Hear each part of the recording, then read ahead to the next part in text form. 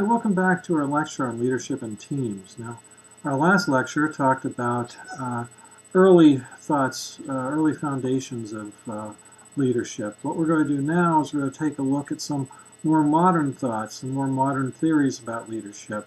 And we're going to particularly be focusing on something called the contingency era. Under the contingency era, we're going to be taking a look at about 6 major topics. And the first major topic is just an introduction, just some foundation materials.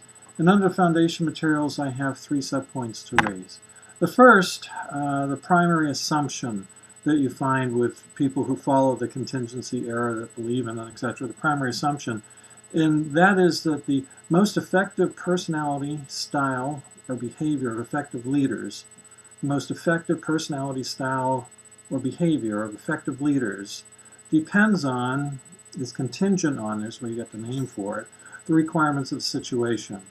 Of effective leaders depends on, is contingent on the requirements of the situation. Take a look at the second of these subpoints. Again, we have 3. The second, contingency theories, there's about 4 or 5 of them that we want to take a look at. And they're also known as situational theories. Either would be fine with regard to this. And those include Fiedler's contingency model, the normative decision model, path-goal theory, SLM, and LMX. Here we got some alphabet soup for you. SLM and LMX. And we're going to get into most of these. There's one that we'll probably skip just because of time, but we're going to take a look at most of those in greater depth. And let's go to the third and final subpoint under the primary assumptions and the introduction, etc. Third and final point, some general concepts. Because there are so many situations, there's no one best way to lead. Because there's so many situations, there's no one best way to lead. Second point under these general concepts, the situation will determine the best way to lead. The situation will determine the best way to lead. This kind of goes with something we talked about earlier about fit. You want to make sure that your leadership fits the situation. And finally, the third general concept is people can learn about situations so they can learn to lead effectively. They can learn about situations so they can learn to lead effectively, which basically, again, goes against that earlier concept that leaders are born. This is saying, okay, once again, you can learn, so it's not leaders are born, leaders are made. So that was the first major topic here, the introduction. Let's go to the second major topic that we have under the contingency era, and that is Fiedler's contingency model. So let's take a look and see what Fiedler says. As I may have mentioned, there are about 6 key points to Fiedler's model that I want to touch on. So let's take a look at the first. Leadership performance depends on. Leadership performance depends on. He's saying, hey, listen, you want to be a good leader, your performance is going to depend on. He has 2 things. First, the amount of control and influence a situation gives a leader.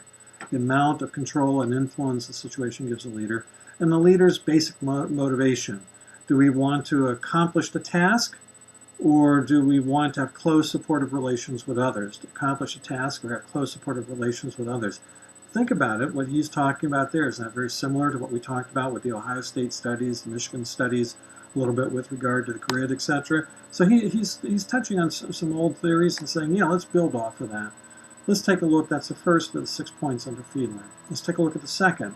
He says that leaders have one dominant leadership style. There's a lot of different styles, and leaders might have multiple aspects of each style, but you have one dominant leadership style. And this dominant leadership style, it's resistant to change. Whatever you've normally been doing, you're probably going to want to continue to do that. Now, one of the problems that means is that your one dominant leadership style doesn't fit every situation.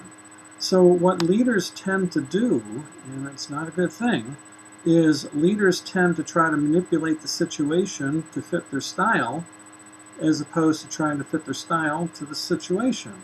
They try to change the situation. I'm not going to change, but the situation is going to change, as opposed to saying, well, maybe I ought to change my leadership style to fit the situation. Let me give you a good example of this. You've heard of the Cleveland Browns and all the problems that they've had over the last 20 years or so since they came back into the league with regard to losing and coaches left and right being hired and fired or whatever. One of the coaches that they had that they picked up was a very successful coach from another team. I think he was from the 49ers, might have been the Redskins, I'm not sure. I believe it was an NFC team. And this coach had been very successful there. So they bring him into Cleveland, and they think, oh, great, he's going to be successful here. Well, of course, one of the problems he had is the players that he had, the talent level that he had on the Cleveland team, the Browns, were not the same players, not the same talent level that he had on the 49ers, Redskins, whatever team it was. So did he change his leadership style to fit the talent level and the mix of players and everything else that he had on the Browns? Heck no.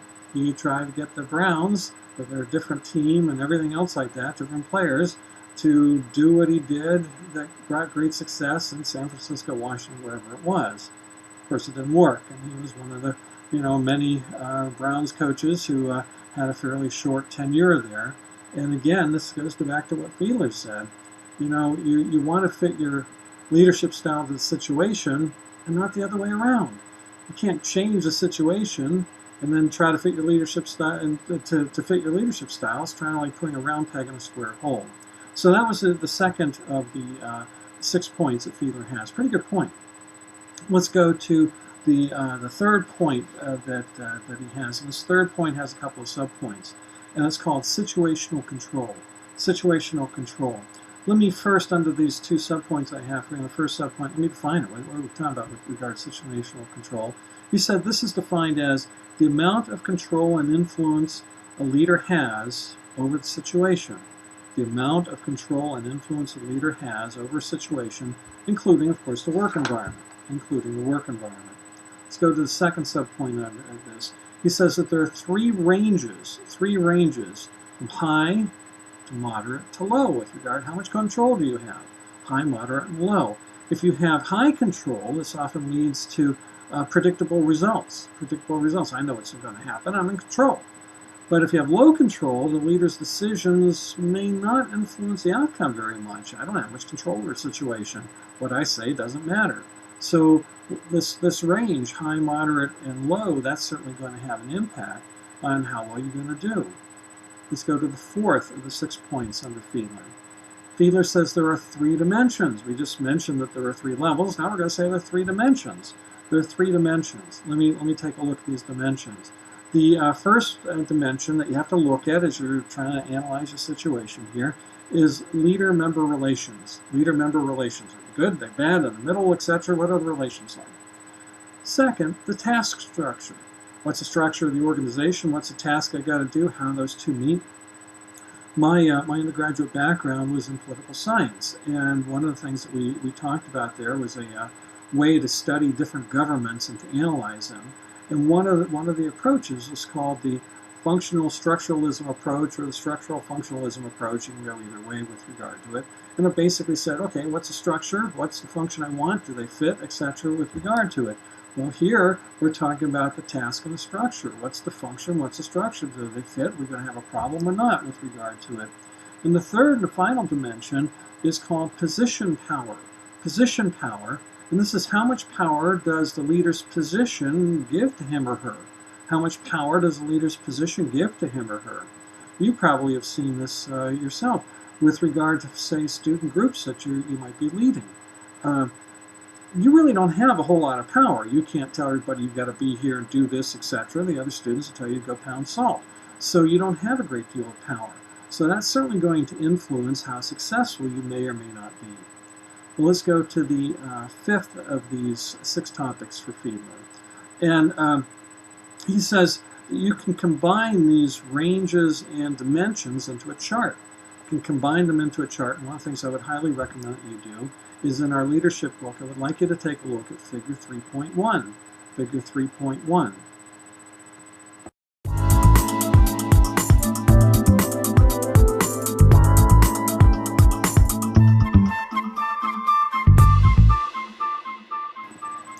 So let's go to the 6th and final topic under Fiedler, And this is some takeaways from his model. I have 3 listed, probably a lot more, but I think these 3 are pretty good. The first, he says from his model that leadership effectiveness goes beyond traits and behaviors. You must fit the situation. Leadership effectiveness goes beyond traits and behaviors. You must fit the situation. The second takeaway, a leader may be effective in one situation, but not in others. May be effective in one situation, but not others. Later in this term, I hope to show you a video or give you a link to see a video called The Pirates of Silicon Valley. And that movie is about how Steve Jobs started Apple and how Bill Gates started Microsoft. And in that movie, which is a fairly factual and truthful movie, one of the scenes that you're going to see is that shortly after Apple came out with the Macintosh computer, Steve and Apple hired a guy named John Sculley, who had been the president of Pepsi, to come in and to run Apple computers. Steve kind of stepped down as president. This guy, John Sculley, stepped in. Now, one of the things you should probably take a look at is the fact that John Sculley, when he was running Pepsi, was very successful. He helped Pepsi to gain market share against Coke and did a very good job with regard to marketing and promotion and getting customers to buy in and want to, be loyal to Pepsi, the so-called Pepsi generation back then. So they were thinking, hey, he's coming to Apple. Hopefully that'll be the same thing. He'll help with promotion. He'll help to develop the brand loyalty for Apple, which was already high, and they want to make it higher.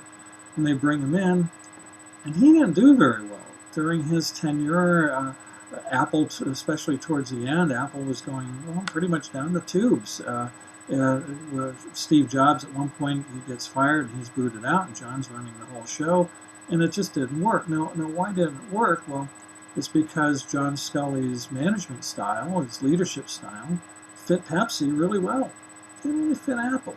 Think about how Pepsi and Apple are different. Apple being a tech company, high tech, constantly, updating and changing things. But you go to Pepsi, the formula for Pepsi is pretty much the same now as it was 100 years ago. So there's quite a difference, and his style fit one, but not the other.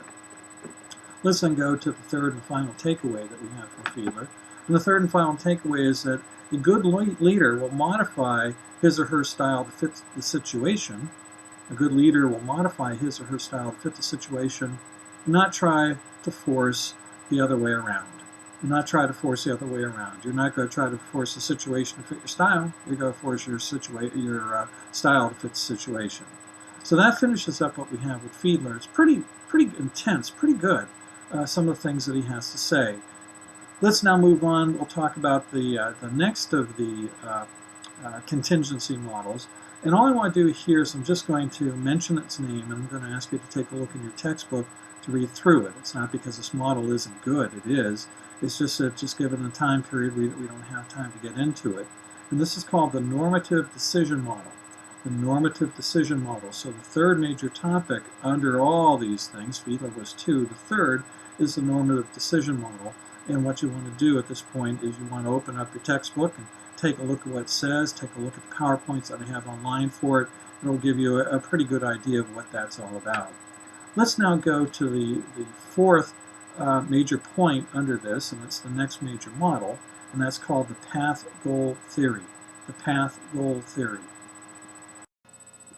Well, now let's move on to path-goal theory. And under path-goal theory, I have about 3 major topics to raise under path-goal theory. Let's start off with the first. One of the major leaders of path-goal theory is a fellow by the name of Robert House, and he came up with an interesting equation. You don't find too many equations with regard to management, leadership, etc. But he came up with an interesting equation. It's not so much quantitative, but it is something to look at insofar as conceptual. His leadership equation, he says that leadership effectiveness is equal to the sum of leader behaviors and styles, employee characteristics, and environmental factors. Environmental factors. Again, leadership effectiveness is equal to the sum of leader behaviors and styles, employee characteristics, and also environmental factors.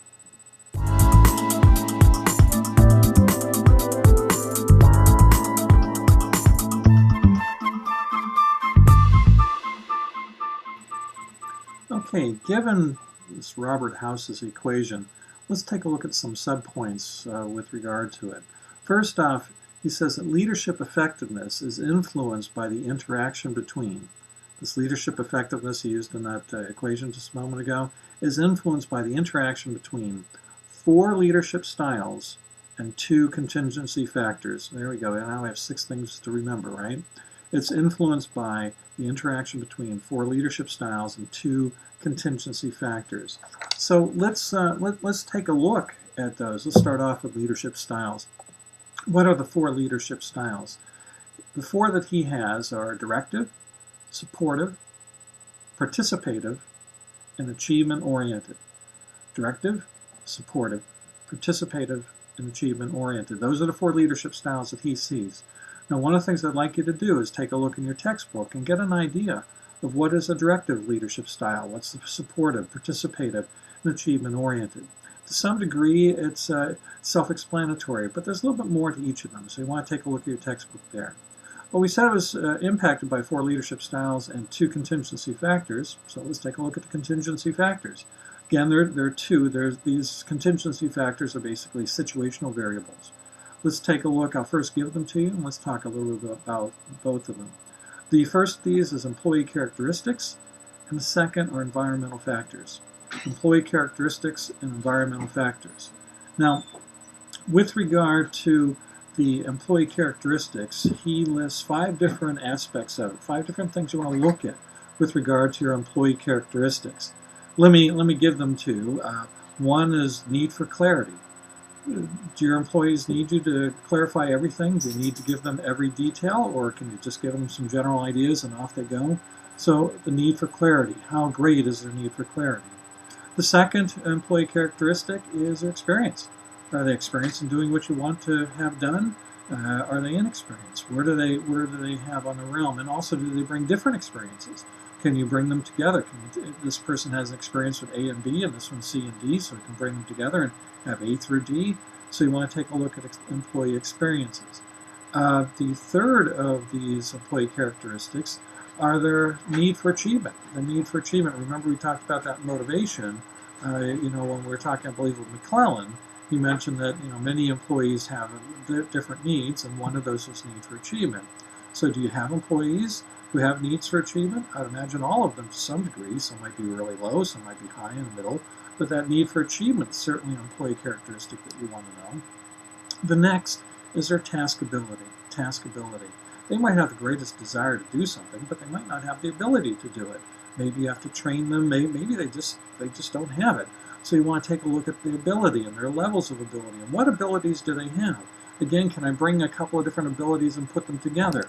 For example, as a baseball coach, I have some of my players in the past were really good starting pitchers, but they really weren't that good coming in the last minute of a game as a relief pitcher. Alternatively, I had some really good relief pitchers. Some were good in the middle innings. They come right in, etc. It didn't matter if they were winning or losing. They could come right in, take control of the game. Others are great at closing. They're very aggressive and threw fastballs and all sorts of things, and they got the closing done.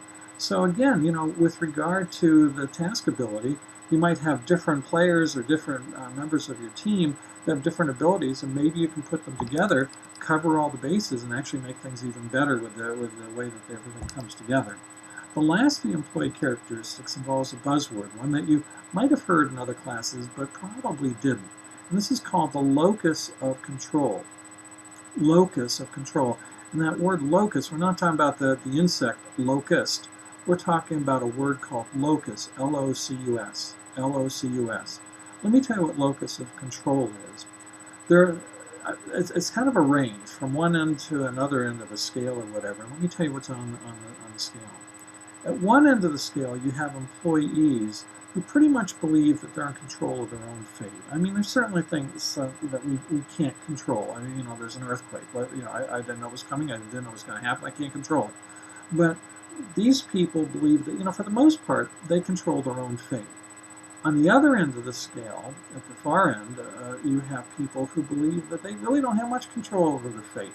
Their fate relies upon, others telling them what to do. I don't know what to do. You tell me what to do. And if you tell me what to do and it doesn't work, it's not my fault, it's your fault. So with regard to locus of control, people who have a high locus of control usually take responsibility for their actions because, hey, I'm in control. And oftentimes, but not always, you'll find that those people tend to have a fairly high level of ethics because, again, they recognize, hey, this is me, this is what I did. On the other end, you have people with low locus of control. These are people, I didn't do it, fate did it. The heavens above ruled and said this is what's going to happen. And people on that end tend not to take a great deal of responsibility for their actions because, well, they weren't in control. Somebody else told them what to do. They weren't in control. And also, you tend to find that people who have a low locus of control may also be a little bit more inclined to be unethical because, well, somebody else told them to do it. It wasn't me. You told me to do the bad thing, so that's your fault, not my fault. So another of these employee characteristics you want to look at is locus of control. So again, under contingency factors, the first of those was employee characteristics. The second of the contingency factors are environmental factors, things you want to take a look at. And what we have here is House basically looks at two things. He looks at task structure. Remember we talked about that before, that functional structuralism or structural functionalism. Does a task fit the structure? Does a structure fit the task? What is their task? What is their structure? And the other talks about work group dynamics. I mean, think about this. Again, I'll just go to student teams that you've been on, whether it's been a sports team, whether it's been an academic team, in class, or maybe some extracurricular activity. You're working on some club or whatever. Think about it. There are times that your team, whatever it might be, just has great dynamics. Everybody gets along really well. You like being in each other's company. Your shortcomings are handled by somebody else. That other person's shortcomings are handled by you. Everything just works like clockwork, and the group dynamics are tremendous. Other times you've been on teams where, let's face it, things just didn't fit. And no matter how hard you tried, maybe even didn't try, or somebody else didn't try, but nonetheless, you just tried hard, you just couldn't get it all to fit. People just had different personalities, different time schedules, different interests, and it didn't come together. So what are the work group dynamics? These are environmental factors. So that finishes up under Robert House, the first major topic that we have. Let's stay under Robert House. Let's go to the second major topic under Robert House. Robert House revised. After coming out with a study and all these different things that we just talked about, Robert House did it again, and he revised some things. So let's take a look at the 3 revisions or 3 points under Robert House revised I want to take a look at. First, he expanded the leadership styles. Remember we had 4, directive, supportive, participative, and achievement-oriented. He expanded them from 4 to 8. Oh goodness, now we just made this much more complicated. Now maybe the 8 cover people better. Maybe, there's some things that the 4 didn't cover very well, and the 8 cover it better, but it does make it more complex. Let me just kind of go over the 8 here. You certainly want to take a look at your textbook for each of the 8, just like with the 4 that we mentioned earlier, to figure out what exactly are they talking about. Well, let's take a look at the 8. The first of these is path goal clarifying. The second, achievement-oriented. Third, work facilitation. The fourth, supportive. The fifth, interaction facilitation. The fifth, group-oriented decision-making. The next one, the seventh, representation and networking. And the final, value-based. So we have path goal clarifying, achievement-oriented, work facilitation, supportive, interaction facilitation, group-oriented, decision-making, representation and networking, and value-based. So those are, he went from 4 to 8. So you want to know what those 8 are, get an idea of what each of those means with regard to it. So again, under House Revised, that was the first of 3 points that we want to take a look at. Let's take a look at the second of the 3 points under House Revised. his revisions focus more on intrinsic motivation through empowerment. Intrinsic motivation through empowerment. Remember when we were talking about motivation earlier, and we're talking about transformational leaders and transactional leaders going through change or whatever, and we mentioned that transformational leaders tend to focus on this intrinsic motivation, what sets you off inside, your loyalty, your commitment, etc., as opposed to extrinsic motivation. If you don't do this, your boss is going to yell at you, or if you do this, your boss is going to pat you on the back or whatever. So what we see in the revision of House is he's focused a little more on this intrinsic motivation. And the third and final change that he has here is he looks at shared leadership. Shared leadership. In the olden times, and I say olden times, we're probably going back to the 60s and probably 70s, pretty much, and earlier, of course, a leader was the leader. You didn't share leadership. My goodness, that was a sign of weakness. But nowadays, of course, going with Theory Z and onward, we see an awful lot of shared leadership, participative management, etc., empowerment, decentralized structure. So he also looks at this concept of shared leadership. So that's the second major point under Robert House. Let's go to the third and final major point under Robert House, and some takeaways. And I have two takeaways. I think you probably, again, a lot more that you can have, but I have two takeaways for you. The first, he says that effective leaders possess and use more than one style of leadership. Effective leaders possess and use more than one style of leadership. Some of the others are saying, oh, you're one or the other, etc. Some might say you're really, so predominant in one that the others don't really count. He's saying, well, not so much. There's a lot of different styles of leadership. Remember, he went from 4 to 8. And he says effective leaders actually are using more than one. And the second subpoint the second takeaway that we have, is leaders should clarify the paths to goal accomplishment. They should clarify the paths to goal to accomplishment and remove any barriers that are going to slow people down. We're on that path. Here's a goal. Here's the path to get there. And one of the things you should do is clarify what is that path. But also you want to remove any type of barriers that you have. Now think about this. We mentioned that a little bit when we were talking about the change models, including, and there are some other things as well, but including that 85-15 rule that we talked about. 85-15, where 85% of the time that employees don't go through change very well, or companies don't go through change very well, it's not the employee's fault. It's the manager's fault. It's the leader's fault. Why? You didn't take out the barriers. And we gave you that US Air baggage handler case as a pretty good example here with regard to that. So that finishes up the path goal theory. So let's now go to the next theory. Of all our theories, we only have 2 that are left. And the next one will be the fifth major point under this, these situational models that we have here, the contingency models. The fifth major point, substitutes for leadership model. Substitutes for leadership model, usually abbreviated merely SLM. So let's take a look at that. Okay, let's take a look at this substitutes for leadership model, the SLM. Under this, I have 5 points to raise, and the first one is just a theme. What's this all about? Let me tell you what the theme is, at least what the book says, and let me kind of put my own words to it as well. With regard to the theme, people follow this model, believe in this model. They say that various organizational, task, and employee characteristics, can be a substitute for the traditional leadership structure. Various organizational tasks and employee characteristics can be a substitute for the traditional leadership structure.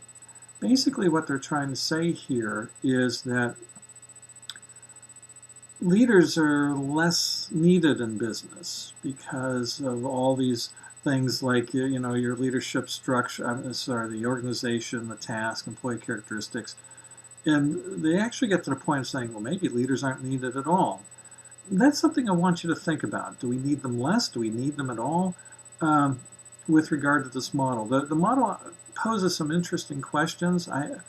I'm not so sure that I'm a real fan of the model, but let's take a look at the second major point. The first one was the theme. The second, the reason they say that, say that leaders are probably less needed, at least in some organizations might not be needed at all. The reason is that information about the task and its requirements, is clear and available to subordinates through experience, through their team, and through their organization. If information about the task and its requirements is clear and available to subordinates through experienced team and or its organizations, and when support and empathy are either not needed,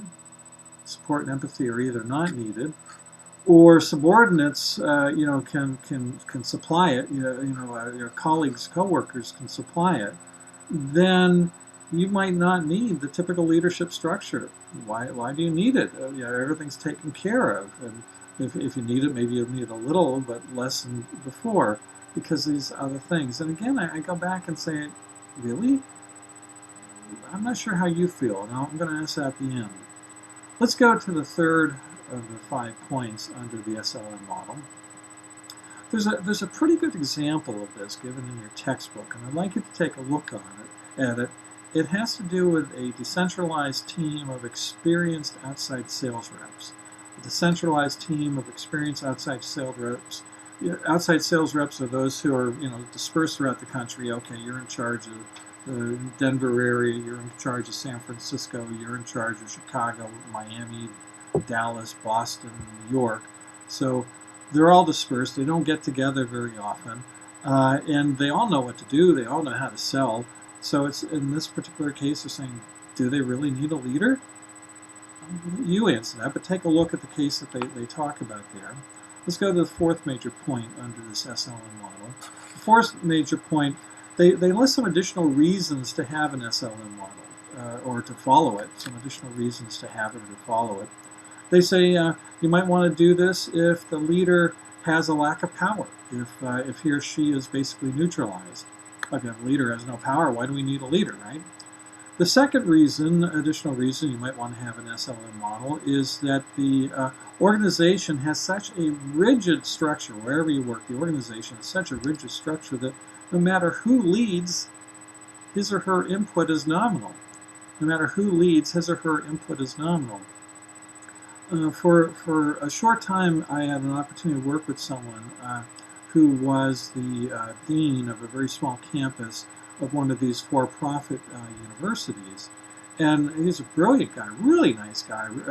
He had been in education for a long time. He really liked students. He was a good organizer. He had a lot of insight of how to make things better with regard to academics, etc. But in this university that he worked at, the structure was so rigid. They had every single thing listed. This is what you have to do. That honestly, I mean, it got to the point that if he wanted to comb his hair, he had to look at the regs of the organization, and they're going to tell him exactly how and when to comb his hair, or what direction, or whatever. I mean, it wasn't that bad, but it was close. So in a case like that, if the organizational rules are just so rigid, why do you need a leader? You just don't just put this up on a web someplace and tell everybody else here's what you're going to do to follow it. The last of the additional reasons that you might not want to have a leader, why you might want to follow the SLM, is that your workers are so well trained and they're provided with all the information that they need, and they have been delegated a lot of power to make their own decisions. In a case like that, you don't need a leader. You've delegated the power to them. They've got all the information. They know what's going on. Do you really need a leader? At least that's what this model's saying. Let's go to the fifth and the final point under this SLM model. And it's about a trend. This SLM model, whether you buy into it in part or fully or not at all, this SLM model kind of fits the trend today of flattening organizations. Instead of having organizations where there's several different layers to go all the way up to the president and all the way back down to line workers or whatever, a lot of organizations are flattening them. I think we talked a little bit earlier in motivation, we were talking about Nucor Steel versus U.S. Steel. U.S. Steel has lots of layers of organization, whereas Nucor Steel has only a few. I think one of the articles I read, and I'm not so sure how true it is they said from the bottom level to the top is something like maybe 6 to 10 levels at most, whereas probably in U.S. Steel it was probably 15 to 20 or 30 levels. I mean, it's just amazing. So we see that a lot of organizations are trying to flatten their organization, make the distance from bottom to top smaller with regard to it. Remember, we also talked about something called power distance or whatever. Well, they're shortening the power distance that we have, although power distance has a lot more to do with attitude than necessarily the structure. So this fits with the flattening of organizations and the move towards empowering workers, and also the movement towards autonomous, self-managed teams. A lot of organizations using, again, Theory Z with teamwork or whatever, go back and say, okay, we're going to have teams now. And, you know, you're pretty much going to be in charge of yourself. Oh, I'll stop by every now and then to see what's going on and make sure you're going in the right direction, but I'm going to let you manage yourself. So those things kind of say, hey, do we really need a leader, or at least as much of a leader as we had in the past? And also, given today's technology and communications tools, maybe they also say we don't need as much leadership as before. I don't need the leader here all the time because I can just go on my smartphone and find the information I need. I can go on my laptop and find the information I need. And you know, if I do have a question, I can call somebody, I can text somebody, I can email somebody, I can say, you know, go on the web and do a search. I can get on social media. So do I really need a leader? I don't know. The bottom line here, though, is something I want you to think about, something I'd like you to question. And that is, what do you think about this model, this SLM model? Again, if you were in class, etc., one of the things I'd be talking to all of you, I'd be calling you, individually in class. What are your thoughts? Is this SLM model right? Are we at the point where we don't need leaders in business? Or, can we get rid of some? Where do we stand here? What are your thoughts about this SLM model? Well, that finishes up the fifth major topic under these contingency approaches, and I believe the fourth model, the SLM model. Let's now go to the sixth and final topic under the contingency approaches, and we're going to take a look at our fifth and final model. It's called the Leader-Member Exchange Model. The Leader-Member Exchange Model, and that's abbreviated LMX. So let's take a look at that next. Okay, let's go to the last of the models that we're going to take a look at. It's the fifth model, and it's also the sixth major topic under the contingency approaches. And what we're going to be looking at here is that Leader-Member Exchange Model, the LMX. And whereas with the SLM model, I wasn't all that sure about it, I really do think this LMX model has some real meat and potatoes to it, something that you can use in business. Let's see if you agree with me.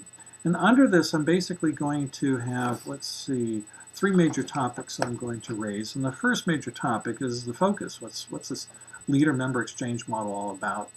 And the focus says that there's a unique relationship exchange,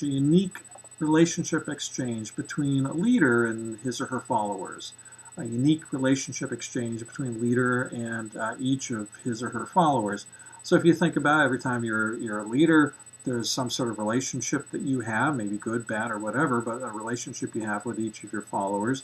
This is kind of focusing on that. So let's go to the second major point.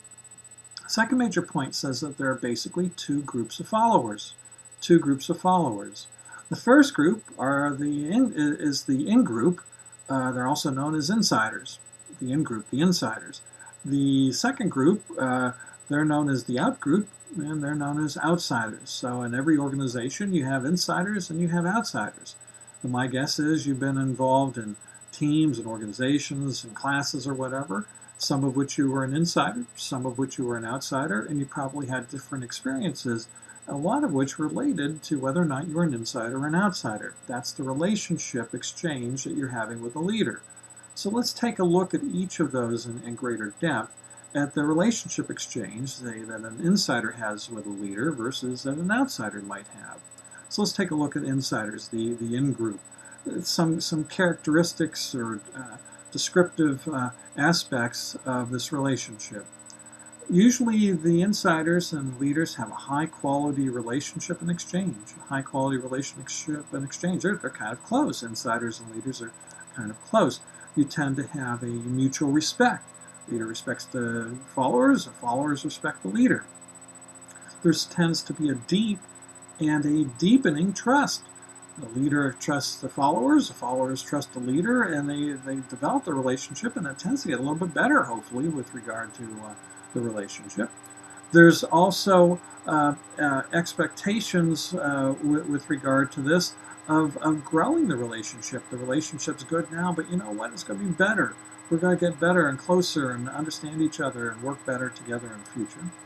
Another characteristic we have is that insiders, the followers who are insiders, they get more attention, more communication, and more support.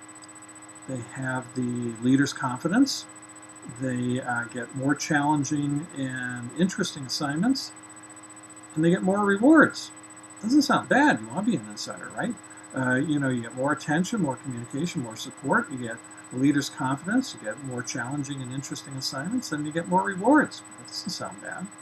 Another characteristic of an insider in a relationship you have, the leader often overlooks or minimizes followers or insiders. He minimizes their errors, maybe even blames them on others. Oh, you're an insider. You couldn't have done anything wrong. This has to be somebody else that we're going to blame. I've been on, let's again go back to my experience with baseball teams. I've been on baseball teams where the head coach had some insiders. Oh, this is the in-group. And there are a couple of, fringe players on the outside. It wasn't because they were bad players. It's just they weren't insiders. They weren't buddies of the coach's, son, or I guess daughter. It could be in softball as well. Weren't buddies. And the outsiders, so all of a sudden you have a game, and there's some errors made in the field. The coach doesn't really yell at the insiders, but oh my gosh, if you're an outsider, you're going to get a lot of attention. Oh, we lost the game because of you, and you should have done this, and what about this? And you're sitting there saying, well, what about the other person? The insider, that shortstop who you absolutely love. I mean, it's your kid's best friend. Missed that ball over there, just threw the ball over the first baseman's head. How is that problem? The first baseman's problem, who's an outsider, as opposed to the shortstop's problem. So again, you oftentimes see the leader overlooking or minimizing, the errors of insiders, and sometimes even blaming the outsiders that you have. Sometimes blaming the outsiders you have. Let's go on to another characteristic that we have. Followers who are insiders. Usually, now in fact, this one, I have to tell you, I go a little bit both ways. Your textbook says there's only one way to look at this, but I think there might be a second, and I'll tell you what that is. According to your textbook, followers who are insiders usually work beyond their job duty and are more committed to reaching the goals of the leader. They usually work beyond job duty and are more committed to reaching the goals of the leader. Now that certainly can be true. I'm not saying it's false. But I think there's something else to be said. Your textbook doesn't seem to look at this. Let's go to classes that you've had where you're in there and there's a couple of insiders, some teacher pets. The teacher just loves this student or loves that student or whatever, the teacher's pets. Now sometimes the teacher's pets are indeed motivated to go beyond and help and strive to achieve, and they're committed to the goals, etc. But how often have you also seen teachers' pets who took advantage of the situation? They didn't work as hard. I don't have to work as hard. I'm an insider. And, they buddy with the teacher, but they don't really do that much work. So I'm not sure if followers who are insiders always work beyond the job duty. I think there's some times they use it to work beneath the job duty and not contribute as much. And let's go to the final characteristic with regard to insiders that's mentioned by your book. Followers are usually more satisfied with their jobs and they have less stress. Well, I would imagine that's true. Followers who are insiders usually are more satisfied and have less stress. Well, if I have all those benefits and I don't have to, worry about being yelled at, etc., yeah, I would imagine I'm probably happy and less stressed by the organization. But now, let's take a look at the flip side of the coin. What about the relationship exchange between leaders and followers who are outsiders? If you're an outsider, what are some of the things that you feel, the characteristics that you have as being an outsider? So let's take a look at these. I have probably about an equal length list as for the insiders. Outsiders, again, followers or outsiders, are perceived to be less motivated and competent. Oh, you're an outsider, You're not nearly as good, with regard to it. Now again, I'll go back to the various baseball teams I've been on. Again, if the coach had some pets, friends of his son or whatever, they could do no wrong. But the others, well, even if they did right, they never did right enough. They never were perceived as being, competent. And, the coach oftentimes, had felt that, he had to nudge the players along with regard to it. Another characteristic of followers or outsiders, they get less interaction with the leader. Less interaction. They get fewer opportunities. And they get fewer rewards and promotions. There's a great position to be in. I get less interaction, I get fewer opportunities, fewer rewards and promotions. Again, go back to, some team that you've been on. How about the outsiders? Did they sit the bench more often than not? Probably. The insiders oftentimes got to play. I remember one time in one of the games that one of my sons was playing in, he was clearly an outsider on this team, and this one player who was an insider, it was a doubleheader, who played the same position as my son. Not only did he start, he played the whole game, the first game, and now we go to the second game of the doubleheader, and he starts again, and my son's sitting on the bench. And this guy goes up, and in the first game, he came to bat 3 times, and he struck out all 3 times. My son had a pretty darn good batting average. So I'm looking at the coach, and I say, hey, listen, what about, you're an outsider. So we go into the second game, and he brings the kid back out, as I said, the insider. He goes through the game again. He comes up to bat 3 more times, and he strikes out another 3 times. He was 0 for 6 with 6 strikeouts. But again, this goes back to show that outsiders tend to get fewer opportunities, certainly get fewer rewards and promotions. Promotions being in business, being promoted as opposed to promotions. I don't know how you get promoted on a youth baseball team. But nonetheless, isn't that the case? And you probably have seen that too. Somebody who's an insider who has maybe a good play. Oh my gosh, that saved the game. Someone who's an outsider who had a good play, sometimes it's not even mentioned. And if it is, well, thanks, that type of thing. Well, let's go to the next characteristics for outsiders, followers who are outsiders. Followers who are outsiders may initially try to work 110%. Hey, I'm going to show you, coach. I'm going to do a great job. I'm going to do better than everybody else. So they initially might try to do much more and much harder, they're more motivated, etc. But when there are no rewards and sometimes even punishments come your way, after a while, they tend at best just to do what they have to do. It's like, why should I work the extra effort? I'm not going to get promoted. You're still going to give this other kid who went 0 for 6 with 6 strikeouts, you're still going to give that kid the at-bats. And think about this. Didn't we kind of see that in the Office Space video clip that we saw? The one guy sitting there and he's talking to the 2 Bobs, and he said, honestly, all I care about is coming in and not getting hassled by my bosses. Why try extra? Just do enough to get by. And that's kind of what we see with regard to outsiders. Let's go to the next characteristic of outsiders, followers or outsiders. They tend to complain more, probably rightly so. They tend to complain more, and they believe that they're being treated unfairly, and they also have more stress. Most outsiders believe that they've been treated unfairly. Why am I sitting on the bench? I've got a better batting average. This guy's 0 for 6 with 6 strikeouts. You couldn't bring me in even for one at bat. So they believe they're being treated unfairly, and certainly they have more stress. I want to do things in the workplace. What do you mean I can't do this, that, and the other? And why are you on top of me and yelling at me and not the other person, etc.? So they do have more stress. Next characteristic of followers or outsiders. Followers who are outsiders retaliate more. They file more grievances and discrimination actions against their employers. Why not? They feel like they're being treated unfairly. They probably are. They're on the outside. So you might see them filing more, grievances and discrimination actions. Well, because not only they feel that they've been treated unfairly, maybe because they have been treated unfairly. And let's go to the next week. We have just 2 more of these. The next characteristics of followers or outsiders. They believe that there's favoritism, there's nepotism in politics. Favoritism, nepotism in politics, and that means more to the leaders than performance. Favoritism, nepotism in politics means more to the leaders than performance. Again, I go back to my kid, got a pretty good batting average, smacked the ball pretty good. He's sitting on the bench for two games, had no at-bats in the whole thing. The other kid playing the same position went 0 for 6 with 6 Ks. or whatever. So you think my kid is sitting there thinking, oh, performance means a lot here. My kid's thinking, heck no. The only reason you get to play on this team is the favoritism and the politics or whatever. Well, the same thing goes on in a workplace. People feel the same way. What do you think is going to happen with regard to the workplace that has something like that? And let's go to the final of these characteristics of outsiders who are followers.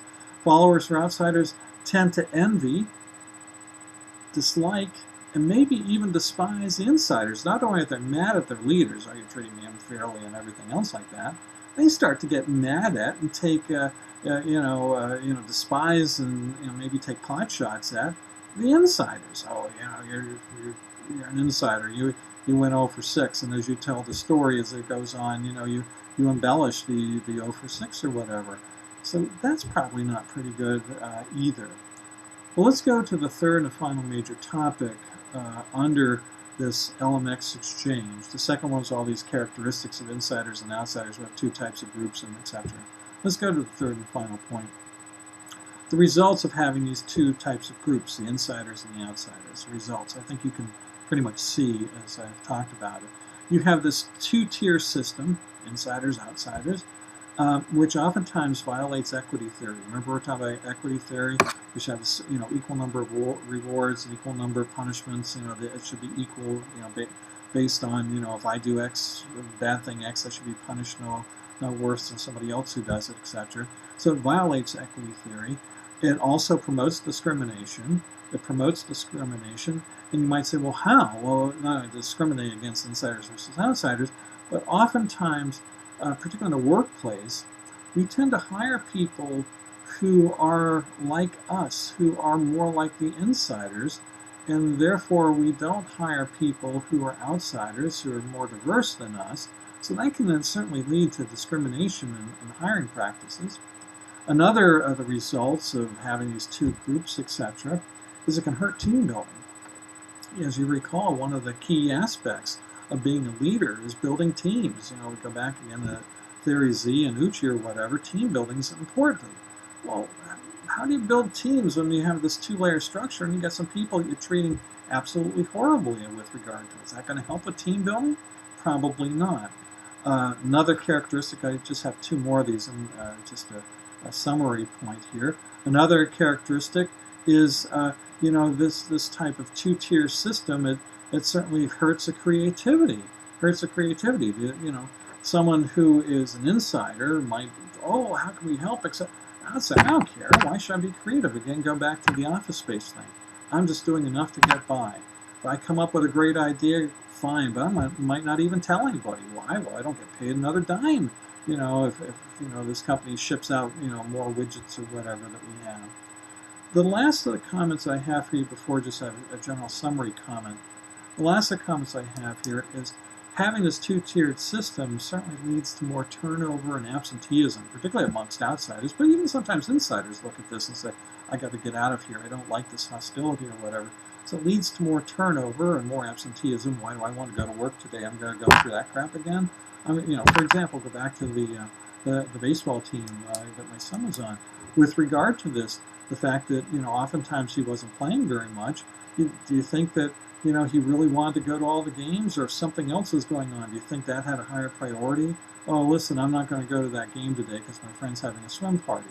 Well, normally, if you're really motivated about the team, you want to go to the game. Swim parties come and go. But if you're an outsider, heck, I'm going to go to a swim party as opposed to go sit on the bench. The final point that I have here, kind of a summary point about the results. If you have this insider-outsider problem, and you're really treating the insiders great and the outsiders poorly, think about the bottom line with regard to productivity. Think you're a leader, you're managing, you're running this group, whether it's a baseball team, whether it's your marketing department, whether it's people on the line, operation line or whatever. Think how productivity is impacted when you have this. Insiders might be productive, but again, keep in mind, sometimes you have the teacher pet thing, so maybe they're not as motivated. And the outsiders, well, they might give the initial extra try, but when they find out it's not working, oftentimes, just like our guy in Office Space, they say, why give the extra effort? So what you tend to find is having this type of insider-outsider problem or relationship, leader-member exchange, can actually reduce productivity. And your career is probably going to rise faster if the people you're leading, you're managing, are more productive. So one of the things you want to look at is, what am I going to do here? And that is a question for you. No matter how hard you try, they're probably in every organization you're going to find insiders and outsiders. But what are some of the things that you could do if the insiders are up here and the outsiders are down here? What are some of the things that you could do to raise the outsiders up so that they feel that they're being treated more equally with the others? Maybe give them more opportunities, maybe become more sensitive to them, maybe just even talk to them a little bit more, pat them on the back a little bit more, maybe do things to try to stop giving favoritism to this group and start giving favors over here, and maybe you can bring it together. But as a leader, you're going to have to do something about it, because again, you're going to have insiders and outsiders, and you want to have that big disparity between them, or do you want to try to bring those two groups into more of a balance? Well, that finishes up this topic about modern era leadership. I think that what you've seen from this is that there are some real good schools of thought here. Particularly, we focused on this concept of you got to fit and other things, but we also looked at exchange and whether or not we need leaders or whatever. Why don't you give that some thought as you start to put together your leadership profile, what you're going to do. And one of my students one time said something, and I think this fits.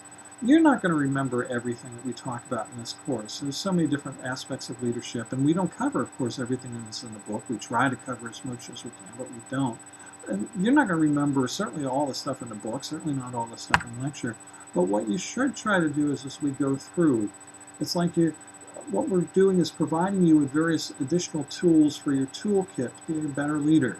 As we go through, if there's some things that we say and you look and say, wow, that's really good, I really want to pay attention to that, take that and put it in your toolkit. You might not remember everything, but you might remember that. So as I said, that'll conclude our lecture with regard to this, and I think what we're going to be doing next is we're going to be taking a look at power and influence. So I hope everybody has a good day. See you.